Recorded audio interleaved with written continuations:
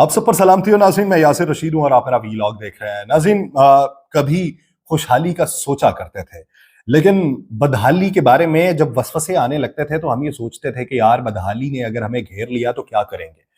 خوشحالی کا منظرنامہ تھوڑا سا روشن ہو رہا تھا، پھر آ کے کچھ لوگ بتانے لگے کہ دیکھا ہمارے دور میں روٹی 4 روپے کی ہوتی تھی، ہمارے دور میں پیٹرول کتنا سستا ہوتا تھا، ہمارے دور میں گھی کی قیمت کتنی ہوتی تھی، ہمارے دور میں چینی کی قیمت کتنی ہوتی تھی، ہمارے دور کے اندر تم لوگ کتنی خوشحالی سے زندگی گزار رہے تھے۔ وہ حکومت میں آئے اور وہ اس رفتار سے اپنے دور میں واپس گئے کہ وہ اپنے دور کو بھی پھلانگتے ہوئے کسی اور دور میں جا نکلے، اور ہمیں یہ سمجھ نہیں آ رہا کہ ہم نے کدھر جانا ہے، ہم کس دور کے واسی ہیں۔ اس ملک کے اندر ایسے لوگ بھی موجود ہیں جو 1 کنال کا گھر 18 کروڑ میں خریدنے کی صلاحیت رکھتے ہیں یا قوت خرید رکھتے ہیں، اور ہمارے ملک میں ایسا بھی بے تحاشا طبقہ موجود ہے کہ جسے 2 وقت کی روٹی میسر نہیں ہے۔ یہ وہ ملک ہے کہ جہاں پہ 16 روپے کی روٹی کے ریٹ جو ہیں وہ چسپاں تو کیے گئے ہیں، لیکن اس پہ دستیابی ممکن نہیں ہے۔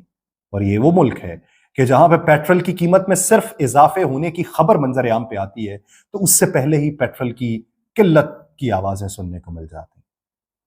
اس ملک میں بہتری کس طرف ہوگی؟ ایک طرف بھتیجی 4 روپے روٹی سستی کرنے کے احکامات جاری کرے اور دوسری طرف چچا 4 روپے پیٹرول بڑھانے کی قیمت کا فرمان جاری کرتا ہے۔ روٹی تو سستی ہو نہیں، پیٹرول مہنگا ہوتا جائے۔ آنے والے دنوں میں ہوگا کیا؟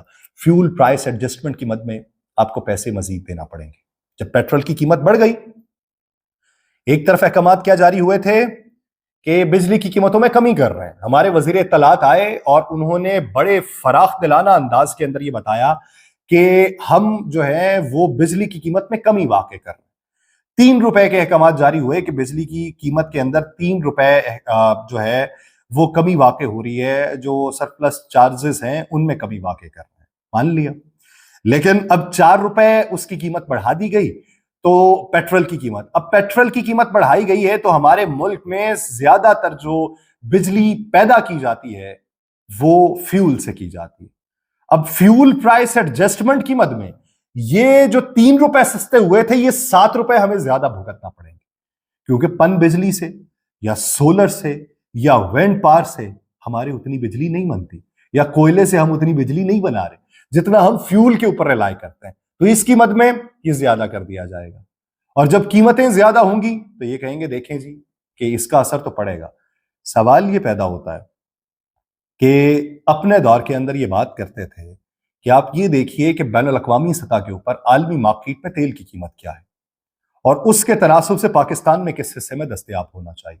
اب یہ بتا دیں کہ عالمی مارکیٹ میں تیل کی قیمتیں بڑھی کب ہیں۔ عالمی مارکیٹ میں اگر کوئی مارکیٹ کریش کی ہے تو وہ مارکیٹ ڈیجیٹل کرنسی کی کریش ہے جو پاکستان کے اندر بین ہے، لیکن ہمارے ہاں جو باہر جس کی آزادی ہے وہ بین ہو جاتا ہے، اور باہر جو کچھ بین ہے اس کی آزادی ہوتی ہے۔ ہمارا وہ ملک ہے کہ جس ملک کے اندر ایک عام جو طبقہ ہے جو مزدوری سے تعلق رکھتا ہے، جس نے روزانہ کی بنیاد پہ کمانا ہے، اسے یہ معلوم نہیں پڑتا کہ آج کا دن اس کمانے کا کیا حاصل کر سکوں گا اور کل کے دن اس کمانے کا کیا حاصل کر سکوں گا۔ آپ کو ایسے لوگ ملیں گے کہ جن لوگوں کو یہ معلوم نہیں ہے کہ ان کے بچے 10 سال اور جی سکتے ہیں۔ انہیں یہ لگتا ہے کہ یہ کچھ ہی مہینوں میں کم کھانے کی وجہ سے مر جائیں گے۔ ایسا طبقہ موجود ہے، اور وہ طبقہ کسی کے آگے آواز بلند نہیں کر سکتا۔ وہ طبقہ کسی کو نہیں پوچھ سکتا کہ ہم کیا کریں، کدھر کو جائیں، ہمارے لیے یہاں پہ سہولیات کیا ہیں۔ ابھی سعودی عرب کا وفد آیا۔ سعودی عرب کے وفد کا پلان یہ تھا کہ سعودی عرب کا وفد آئے گا، جو سکیجول تھا وہ تھا ایران کے صدر کے دورے کے بعد، لیکن مشرق وسطیٰ میں جو تبدیل ہوتی صورتحال تھی اس میں اب بیشتر ممالک جو تھے وہ ایران کے حملے کے خلاف تھے، جن کو اسرائیل کی حمایت حاصل تھی۔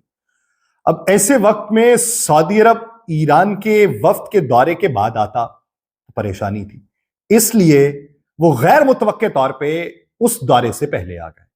اب آپ سب کو یہ معلوم ہے کہ خبریں گردش کر رہی تھیں رمضان کے مہینے میں کہ میاں نواز شریف صاحب جو ہیں وہ سعودی عرب جائیں گے اس دورے کے اوپر، کہ جس دورے میں وہ عمرہ بھی کریں گے اور وہاں پہ ملاقاتیں بھی کریں گے، اور وہاں سے وہ لندن چیک اپ کے لیے چلے جائیں گے۔ پھر معلوم پڑا کہ وہ سعودی عرب نہیں جا رہے. لیکن اب خبریں یہ کل سے گردش کی، کیونکہ غیر متوقع طور کے اوپر سعودی وفد جو اسلام آباد میں آیا، تو سعودی وفد کے آنے کے بعد خبریں یہ پھر پھیلنا شروع ہو گئیں کہ میاں نواز شریف صاحب سعودی عرب جائیں گے. اب میاں نواز شریف صاحب کے پاس کوئی سرکاری عہدہ نہیں سوائے ممبر نیشنل اسمبلی کے. وہ وزیر نہیں ہے، مشیر نہیں ہے. تو سعودی عرب اگر وہ جائیں گے تو کن مقاصد کے لیے جا سکتے ہیں؟ عمرے کی ادائیگی کے لیے، اور اس کے علاوہ وہ حج کی ادائیگی کے لیے. اب نہ تو وہ اس وقت جا سکے کہ جب انہیں یہ لگا کہ عمرہ اس وقت میں ہونا چاہیے کہ جن دنوں میں وہ ہر سال وہیں پر موجود ہوتے ہیں. اس سال وہ وہاں پہ نہیں تھے. اس سال اب اس سے الگ والا معاملہ ہے. تو عمرے کی ادائیگی کرنے وہ جائیں گے تو وہاں پہ معاملات اور بھی طے پائیں گے، کیونکہ موجودہ صورتحال میں میاں شہباز شریف صاحب کو وہ گھوڑا کہا جا رہا ہے کہ جس کے دونوں اطراف دکھائی دینے کے لیے لیفٹ اور رائٹ نہیں، وہ صرف اسی طرف کو دیکھ سکتا ہے جس طرف کو مہار گھمائی گئی. اب جس طرف کی بات کو کھینچا گیا ہے وہ صرف اسی طرف کو مڑ سکتے ہیں. اور اسی تناظر کے اندر ماضی قریب میں جو ہم حوالے دیتے رہے ہیں کہ کچھ شخصیات ایسی ہیں کہ جن کے بیانوں سے لا تعلقی کرتی جائے گی، لیکن انہی دنوں میں ان میں سے ایک شخصیت میاں نواز شریف صاحب سے ملتی ہے. وہ ملتی ہے اور ملنے کے بعد پھر سے ویسے ہی بیانات ہوتے ہیں جن کے بارے میں خبر یہ ہے کہ یہ بیانات جو ہیں ان سے لا تعلقی کا اعلان ہوگا. تو اس کا مطلب یہ کہ ان بیانات کے پیچھے میاں نواز شریف صاحب کی آشیرواد شامل ہے. اب میاں نواز شریف صاحب اس سیٹ اپ سے خائف ہو چکے ہیں اور انہیں یہ لگتا ہے کہ ایسے حکومت تشکیل نہیں پائی جا سکتی، ایسے آپ مقبولیت حاصل نہیں کر سکتے، اور آپ کو مستقبل قریب میں کچھ بھگتنا پڑے گا، ایک نیا نیریٹو بنانا پڑے گا. اسی نیریٹو کی کھوج کے لیے وہ نکلنا چاہتے ہیں، اور اس میں کس حد تک کامیابی ملتی ہے یہ ایک بنیادی سوال ہے. لیکن اسی کھوج سے نکلنے سے پہلے میاں نواز شریف صاحب، میں پھر سے عرض کر دوں کہ ممبر نیشنل اسمبلی ہیں، ان کے علاوہ ان کے پاس کوئی بھی عہدہ نہیں ہے. اب جس نشست کے اوپر وہ ممبر نیشنل اسمبلی ہیں، اسی نشست کے اوپر ڈاکٹر یاسمین راشد صاحبہ نے یہ خبر سننے کے بعد کہ 3 افراد، جو 2 ممبر نیشنل اسمبلی اور 1 ممبر پنجاب اسمبلی، وہ ان کی کامیابی کا نوٹیفکیشن جاری ہوا تھا، جس میں سے ایک نے دوسرے کی کامیابی کا نوٹیفکیشن چیلنج کیا تھا اور 2 کی کامیابی کے نوٹیفکیشن چیلنج ہوئے تھے. دونوں رد ہو گئے اور ان کی جو رکنیت تھی وہ واپس لے لی گئی، اور ان کے مخالف جو نون لیگ کے امیدوار تھے ان کو کامیاب قرار دے دیا گیا، اور ایک طرف جن کی کامیابی کا نوٹیفکیشن چیلنج تھا ان کی کامیابی کو بھی روک دیا گیا تھا. اب آج کے دن خبر یہ ہے کہ 2 قومی اسمبلی کے حلقے اور 1 ممبر جو پنجاب اسمبلی ہیں ان کے حلقے میں تینوں کی کامیابی کے نوٹیفکیشن کو بحال کر دیا گیا ہے، اور تینوں کا تعلق پاکستان تحریک انصاف سے ہے. اس خبر کو سننے کے بعد ڈاکٹر یاسمین راشد صاحبہ نے بھی کامیابی کے نوٹیفکیشن کو جو میاں نواز شریف صاحب کا ہے اسے عدالت کے اندر چیلنج کر دیا. اب عدالت کے اندر ان کو ریلیف ملنے کے امکانات ہیں، لیکن سوال یہ ہے کہ کامیابیوں کے نوٹیفکیشن معطل یا پھر اس کے جاری ہونے میں کس کا فائدہ ہے؟ فائدہ دکھائی نہیں دیتا. این ممکن ہے کہ یاسمین راشد صاحبہ کو اس کا فائدہ نہ ہو، لیکن میاں صاحب کا نقصان بڑا ہو سکتا ہے. اب اس نقصان کے لیے وہ سیاسی طور پہ ہوگا، شاید اخلاقی طور پہ نہ ہو، سیاسی طور پہ وہ نقصان ہوگا، اور سیاسی طور پہ وہ نقصان وہ بھگتنے یا اس کو برداشت کرنے کی ہمت رکھتے ہیں، یہ دیکھنا ہے. مجھے دیجیے اجازت. اللہ نگہبان.